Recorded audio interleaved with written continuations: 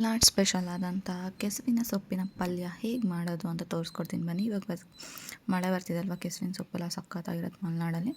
So ನಾನಿವತ್ತು ಆ ಒಂದು ಡಿಶ್ನ ನಿಮ್ಮ ಜೊತೆ ಶೇರ್ ಮಾಡ್ತಾಯಿದ್ದೀನಿ.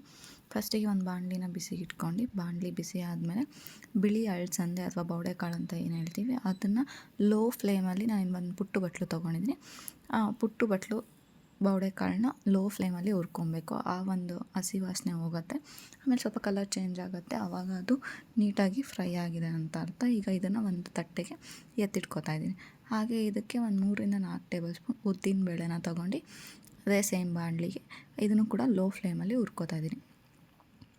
ಇದು ಬೇಳೆಕಾಳು ಹಾಕಿದ್ರೆ ಟೇಸ್ಟ್ ಚೆನ್ನಾಗಿರುತ್ತೆ, ಅದಕ್ಕೋಸ್ಕರ ಇದನ್ನು ಹುರಿದಿದ್ದಾದಮೇಲೆ ತಟ್ಟೆಗೆ ಎತ್ತಿಟ್ಕೊಳ್ಳೋಣ. ಈಗ ನಾನು ಡೈರೆಕ್ಟ್ ಕುಕ್ಕರ್ಗೆ ಹಾಕ್ಕೋತಾ ಇದ್ದೀನಿ. ಆಲ್ರೆಡಿ ಒಂದು ಕೆಸುವಿನ ಸೊಪ್ಪು ನಾನು ಇಲ್ಲಿ ಒಂದು 5-6 ಕೆಸುವಿನ ಸೊಪ್ಪು, ದೊಡ್ಡ ಕೆಸುವಿನ ಸೊಪ್ಪಿನ ಎಲೆ ಬರುತ್ತಲ್ಲ ಅದನ್ನು ತೊಳೆದು ನೀಟಾಗಿ ಹೆಚ್ಚಿ ಎತ್ತಿಟ್ಕೊಂಡಿದ್ದೀನಿ. ಆ ಒಂದು ಕೆಸುವಿನ ಸೊಪ್ಪನ್ನ ಹಾಕ್ಕೋತಾ ಇದ್ದೀನಿ. ಇದಕ್ಕೇನು ತುಂಬ ಐಟಮ್ಸ್ ಬೇಡ, ತುಂಬ ಕಮ್ಮಿ ಇಂಗ್ರೀಡಿಯೆಂಟ್, ಬಟ್ ಮಾಡೋದಕ್ಕೆ ತುಂಬ ಟೈಮ್ ಬೇಕು ಅಷ್ಟೇ. ಈಗ ಕುಕ್ಕರ್ನ ಬಿಸಿಗೆ ಇಟ್ಕೊಂಡಿದ್ದೀನಿ. ಕುಕ್ಕರ್ ಬಿಸಿ ಆದಮೇಲೆ ನಾನು ಏನು ಹುರ್ಕೊಂಡಿದ್ದೆ ಕಾಳು, ಬೌಡೆಕಾಳು ಮತ್ತು ಉದ್ದಿನ ಬೇಳೆನ ಹಾಕ್ಕೊಂಡಿದ್ದೀನಿ. ಹಾಗೆ ಖಾರಕ್ಕೆ ಸ್ವಲ್ಪ ಖಾರನೂ ಜಾಸ್ತಿ ಇರಬೇಕು, ಹಾಗಾಗಿ ಸೂಜಿ ಮೆಣಸು ಮಲೆನಾಡು ಕಡೆ ಸಿಗುತ್ತೆ, ಆ ಒಂದು ಹಸಿಮೆಣಸನ್ನ ಒಂದು 10-12 ಹಾಕ್ಕೊಂಡಿದ್ದೀನಿ. ಹಾಗೆ ಒಂದು ಪುಟ್ಟು ನಿಂಬೆಹಣ್ಣಿನ ಗಾತ್ರದ್ದು ನಾನು ಹೇಳಿದ್ದೆ ಅಲ್ವಾ, ಹುಣ್ಸೆಹಣ್ಣಾದರೂ ಹಾಕ್ಕೋಬೋದು, ಇಲ್ಲಾಂದರೆ ನಮ್ಮ ಸೈಡ್ ಹುಳಿ ಸಿಪ್ಪೆ ಸಿಗುತ್ತೆ, ನಾನು ಅದನ್ನು ಹಾಕ್ಕೊಂಡಿದ್ದೀನಿ.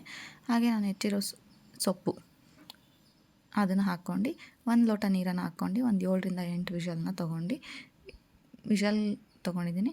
ವಿಷಲ್ ಕೂಲ್ ಡೌನ್ ಆದಮೇಲೆ ನಾನು ಇಲ್ಲಿ ಕುಕ್ಕರ್ ಮುಚ್ಚಳ ತೆಗೆದು ತೋರಿಸ್ತಾ ಇದ್ದೀನಿ. ಈ ಥರ ಆಗಿರುತ್ತೆ. ಏನು ಇದಕ್ಕೆ ನಾನಿವಾಗ ಉಪ್ಪನ್ನು ಸ್ವಲ್ಪ ಆ್ಯಡ್ ಮಾಡ್ಕೊಂಡಿದ್ದೀನಿ. ಹಾಗೆ ನಾನಿವಾಗ ಇದಕ್ಕೆ ಹಲಸಿನ ಹಣ್ಣಿನ ಬೀಜ ಇರುತ್ತಲ್ವ ಅದನ್ನು ಕುಟ್ಬಿಟ್ಟು ಹಾಕ್ಕೊತಾ ಇದ್ದೀನಿ. ತುಂಬ ಏನು ಇದು ಮಾಡ್ಕೊಳಕ್ಕೆ ಹೋಗ್ಬೇಡಿ, ಅಂದರೆ ಜಾಸ್ತಿ ಕುಟ್ಟೋಕ್ಕೆ ಪೇಸ್ಟ್ ಆಗಿಬಿಡುತ್ತೆ. ಅದು ಬಾಯಿಗೆ ಸಿಗಬೇಕು, ಆವಾಗ ಟೇಸ್ಟ್ ಚೆನ್ನಾಗಿರುತ್ತೆ. ಹಾಗಾಗಿ ಈಗ ಇದನ್ನು ಒಂದು ರೌಂಡ್ ಸ್ಮ್ಯಾಶರಲ್ಲಿ ಸ್ಮ್ಯಾಶ್ ಮಾಡ್ಕೊಂಡಿದ್ದೀನಿ. ಹಾಗೆ ನಾನಿಲ್ಲಿ ಇದನ್ನು ಮಿನಿಮಮ್ 40 ಮಿನಿಟ್ಸ್ ಬೇಯಿಸಬೇಕು, ಆವಾಗ ಅಂದರೆ ಫುಲ್ಲು ಸ್ಮ್ಯಾಶ್ ಆಗಬೇಕು. ಹಾಗಾಗಿ ಇವಾಗ ಎಲ್ಲ ಹಾಕಿದ್ದಾದಮೇಲೆ ಬೇಕಂದರೆ 1 ಲೋಟ ನೀರು ಮತ್ತೆ ಆ್ಯಡ್ ಮಾಡ್ಕೋಬೋದು, ಬಿಕಾಸ್ ಅದೆಲ್ಲ ನೀಟಾಗಿ ಸ್ಮ್ಯಾಶ್ ಆಗಬೇಕಲ್ವ. ಹಾಗಾಗಿ ಇದನ್ನು ನೀವು ಹಲಸಿನ ಬೀಜನ ಹಲಸಿನ ಹಣ್ಣಿನ ಬೀಜನ ಬೇಕಂದರೆ ವಿಷಲ್ಗೂ ಹಾಕ್ಕೋಬೋದು. ಅದು ಫುಲ್ ಸ್ಮ್ಯಾಶ್ ಆದರೆ ಚೆನ್ನಾಗಿರಲ್ಲ ಅನ್ನೋ ಕಾರಣಕ್ಕೆ ವಿಷಲ್ ತೊಗೊಂಡಿದ್ದಾದಮೇಲೆ ನಾನು ಹಾಕ್ಕೋತಾ ಇದ್ದೀನಿ. ಒಂದು 7-8 ಹಲಸಿನ ಹಣ್ಣಿನ ಬೀಜವನ್ನು ಜಸ್ಟ್ ಒಂದು ಸಲ ಕುಟ್ಬಿಟ್ಟು ಹಾಕ್ಕೊಂಡಿದ್ದೀನಿ. ಟೇಸ್ಟ್ ಚೆನ್ನಾಗಿರುತ್ತೆ. ಹಾಗಾಗಿ ಇದನ್ನು ಲೋ ಫ್ಲೇಮಲ್ಲೇ ಬೇಯಿಸಬೇಕು. ನೀವು ನೋಡ್ತಾ ಇರ್ಬೋದು, ಮಿನಿಮಮ್ 40 ಮಿನಿಟ್ಸ್ ಬೇಯಿಸಿದ್ಮೇಲೆ ಈ ಥರ ಒಂದು ಕನ್ಸಿಸ್ಟೆನ್ಸಿ ಬರುತ್ತೆ. ಈ ಕನ್ಸಿಸ್ಟೆನ್ಸಿ ಬಂದರೆ ಪರ್ಫೆಕ್ಟ್ ಆಗಿದೆ ಅಂತ. ಪಲ್ಯ, ಉಪ್ಪು, ಖಾರ, ಹುಳಿ ಎಲ್ಲ ಚೆನ್ನಾಗಿರುತ್ತೆ. ಇದಕ್ಕಿವಾಗ ನಾನಿಲ್ಲಿ ಒಂದು ಒಗ್ಗರಣೆನ ಮಾಡ್ಕೊತಿದ್ದೀನಿ. ಮೇನ್ ಬೆಳ್ಳುಳ್ಳಿ ಒಗ್ಗರಣೆ ಅಂತ ಹೇಳ್ಬೋದು. ಒಂದು 4-5 ಟೇಬಲ್ ಸ್ಪೂನ್ ಎಣ್ಣೆ ಅಥವಾ ಕೊಬ್ಬರಿ ಎಣ್ಣೆನ ಯೂಸ್ ಮಾಡಿ, ಟೇಸ್ಟ್ ತುಂಬ ಚೆನ್ನಾಗಿರುತ್ತೆ. ಇದಕ್ಕೆ ಜಸ್ಟ್ ಸಾಸಿವೆ ಮತ್ತು ಇಂಗು ಮತ್ತು ಬೆಳ್ಳುಳ್ಳಿ, ನೀವು ಬೆಳ್ಳುಳ್ಳಿ ಎಷ್ಟು ಹಾಕ್ತೀರೋ ಅಷ್ಟು ಟೇಸ್ಟ್ ತುಂಬ ಚೆನ್ನಾಗಿರುತ್ತೆ.